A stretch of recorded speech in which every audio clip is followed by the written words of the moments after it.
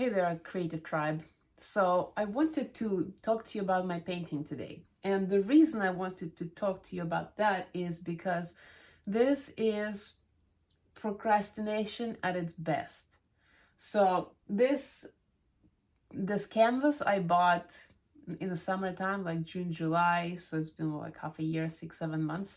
And I bought it with an intention of making this painting. I had the vision in my mind. I had exactly the idea and the photo from which I was going to do it. And there's a story behind this horse. This horse actually used to live on my property. It belonged to someone else, but it needed to be put down because it was getting old and unwell.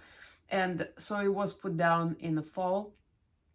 And I wanted to represent that horse and paint and have a memory for the owner. So that's a great idea, but what happened next is that so much resistance showed up for me to paint that. So this was 7 months in resistance, and what it took me to actually paint it was 15 hours. 3 days or something like that. So it wasn't even a big deal, but the enormity of this canvas, like if you can see, it's quite large. So the enormity of this work was pressing on me so much that I was resisting to even start it and any excuse was good enough, an excuse not to do it. Oh, I have too much work. Oh, it's going to be messy. Oh, the paints are going to be everywhere. I'm never going to start and I'm never going to finish. All those thoughts have been persistent for me for this painting for months. And it was the biggest resistance was to starting. The biggest challenge was to actually get going. And I kept thinking, oh, I'm not going to be able to trace it properly. It's been so many years since I painted last. It's not going to work. It's going to look like crap. All those thoughts have been piling up one on top of the other and preventing me from starting. Meanwhile, the canvas has been sitting empty, staring at me in the face, causing me this pressure and this resentment at myself that, look at this, I have this idea and I still haven't started on it. So I find that it's common for creatives to be faced with resistance, and that's why Steven Pressfield wrote a book, The War of Art.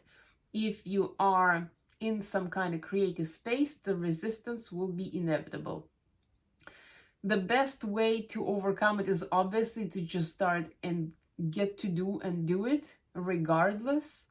However, what I found for me is that I needed to actually create space, a lot of space, in order for this to happen. So it might seem trivial, like, wait, this is just one painting. But what I had to do in order to create that space and to provide the container, kind of the opportunity for the creative energy to come in, is extreme. And that, I believe, is at the heart of creatives. In order for us to be able to express ourselves fully, in order for us to connect to our gift, to our creative power, to our skills and talents, so much has to be set up in our life that could facilitate that.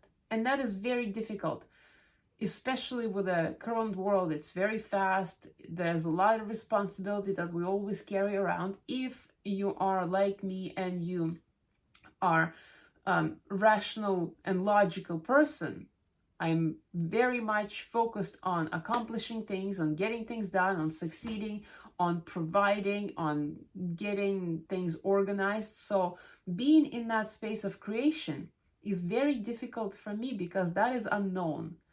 And it requires kind of being surrounded by unknown. This creation needs to come out of the vacuum. That vacuum is the time and space surrounding that. It's almost like a luxury. Sometimes we need more space than our lives allow for it in order to produce a work like that. And if you want to do it on a regular basis, there needs to be consistent open space available for that to happen. Like, I've been trying to create art on the side at the end of the day, at the end of the work day, on weekends for years. It was not working. it was not sufficient to just want to create art. It was not sufficient to even get a canvas. It was not sufficient to decide and prepare and have an idea of what to paint.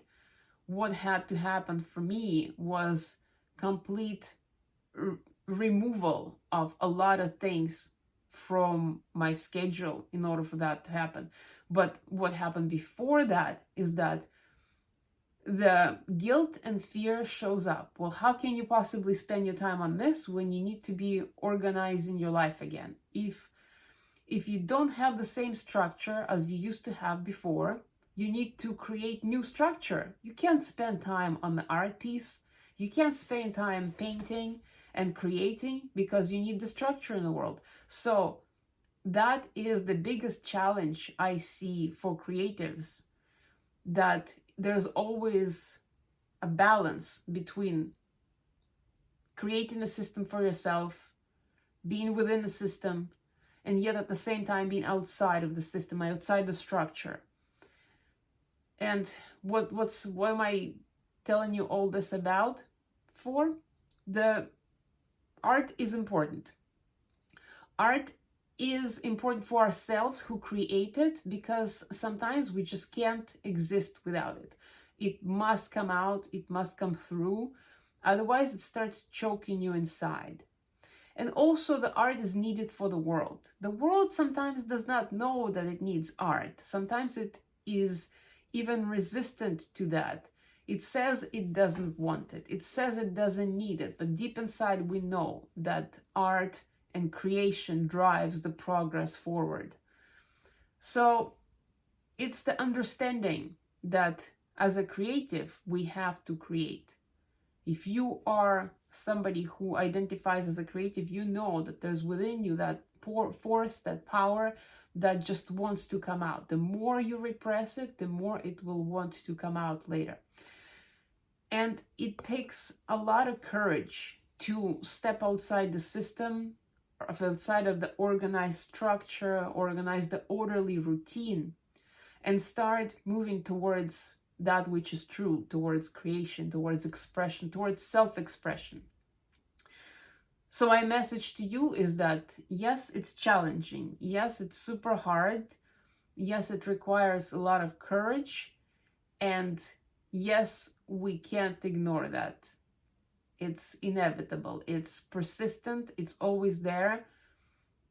The only way is to kind of surrender to that power and see how can it be best utilized, best incorporated, and create something new that will work. And that is a lifelong journey. That is not a one-time thing. It's not a 1 year. It's a lifelong journey with an intention to be the true self, with an intention of being that which is the most authentic. Self-expression is the most authentic thing. So that is my exploration and my quick thought about the creativity and my journey back to that. Hope this was helpful. If you liked it, please share and subscribe so this message can get out to more creatives out there. And I'll see you next time. Bye.